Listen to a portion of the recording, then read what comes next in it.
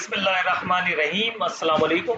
कैसे dear students, उम्मीद करता हूँ आप सब खैरियत से होंगे और काफ़ी कुछ सीख चुके होंगे आप लोग अब तक और आपको बहुत अच्छी प्रैक्टिस हो जानी चाहिए हर चीज़ की। अब हम एक्सरसाइज 9.3 का क्वेश्चन नंबर 2 प्रूव करेंगे इस वीडियो में। और ये जो आपका क्वेश्चन 2 है बिल्कुल यही सेम क्वेश्चन जो आप यहाँ पर देख रहे हैं, आपकी एक्सरसाइज 11.3 के क्वेश्चन 1 में यही सेम क्वेश्चन मौजूद है। ठीक है, वहाँ भी आपको यही सेम क्वेश्चन देखने को मिलेगा, कोई तब्दीली नहीं होगी। इस क्वेश्चन को समझने के लिए मैं उम्मीद कर रहा हूँ, क्योंकि एक्सरसाइज 9.3 है तो चैप्टर 9 का थ्योरम 3 जो कि साइड उसका इस्तेमाल भी है यहाँ पर, वो आप समझ के आए होंगे तो आपको ये क्वेश्चन आसानी से समझ में आ जाएगा। तो असल में बताने का वही मकसद है हर वीडियो में कि भाई यहाँ पर हर चीज़ एक दूसरे से कनेक्टेड है। आप पहली वीडियो से देखते हुए आए, आपको हर बात समझ में आएगी। अगर आप बीच में से कहीं से देख रहे हैं तो आपको कुछ भी समझ नहीं आने लगा। अगर समझने के प्रोसेस से गुजरना चाहते हैं तो आपको पहली वीडियो से देखते हुए आना पड़ेगा। हर चैप्टर एक दूसरे से कनेक्टेड है, हर थ्योरम एक दूसरे से कनेक्टेड है, हर एक्सरसाइज एक दूसरे से कनेक्टेड है। तो आपको पहली वीडियो से स्टेप वाइज आना पड़ेगा।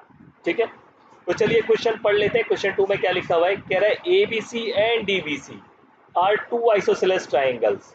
दो आइसोसेलेस ट्राइंगल्स हैं ABC और DBC। देख लेना, इनमें BC और BC साइड कॉमन है, तो यही आगे बता रहा है on the same side of a common base BC common base है, आगे बता रहा है। और ये दोनों आइसोसेलेस ट्राइंगल है, ये भी हमें पता है।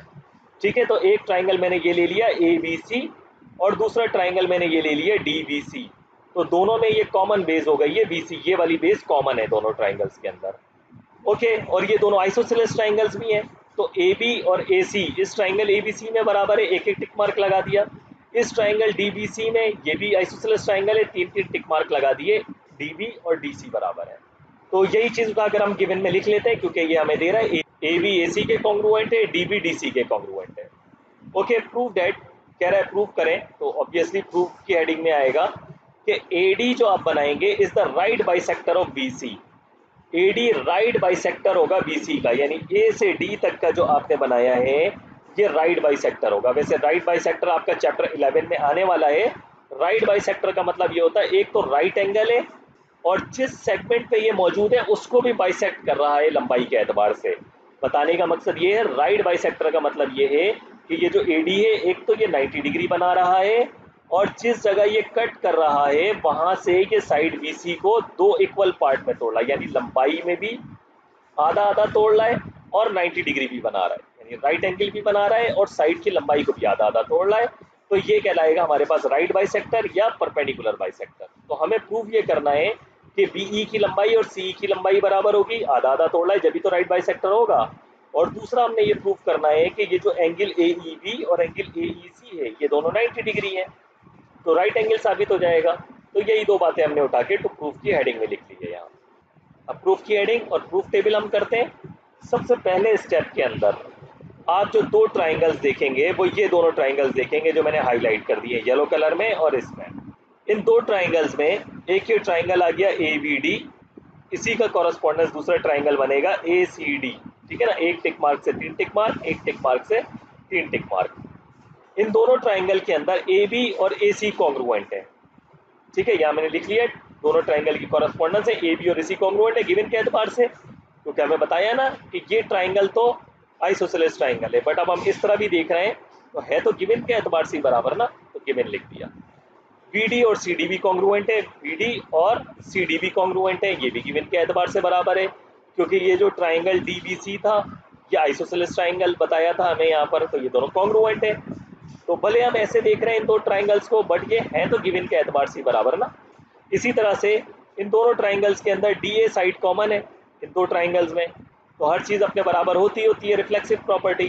तो देखें इन दो ट्राइंगल्स के अंदर तीन साइड्स बराबर है, साइड साइड साइड।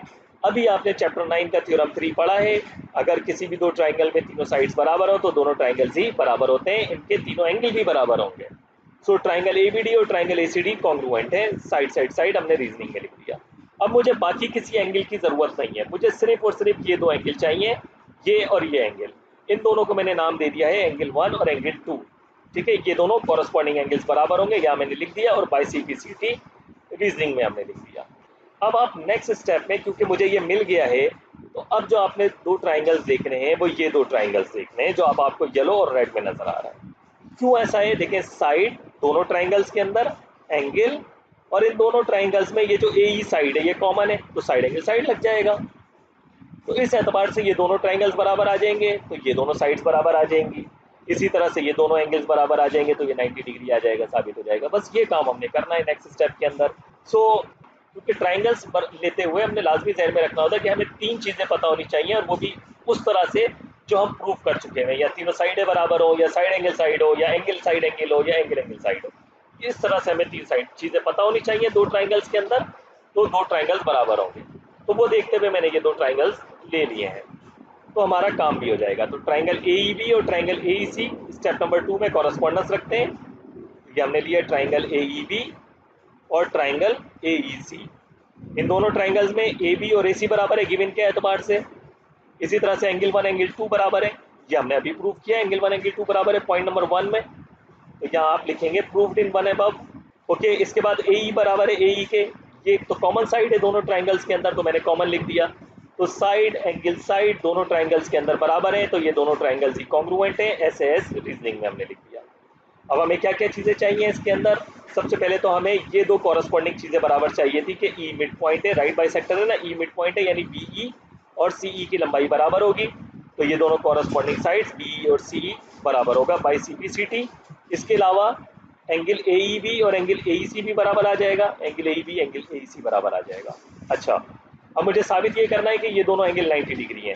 तो देखें, ये जो दोनों एंगल हैं ये एक स्ट्रेट लाइन पे पड़ रहा है, तो इन दोनों एंगल का सम 180 डिग्री होगा, सप्लीमेंट पोस्टुलेट।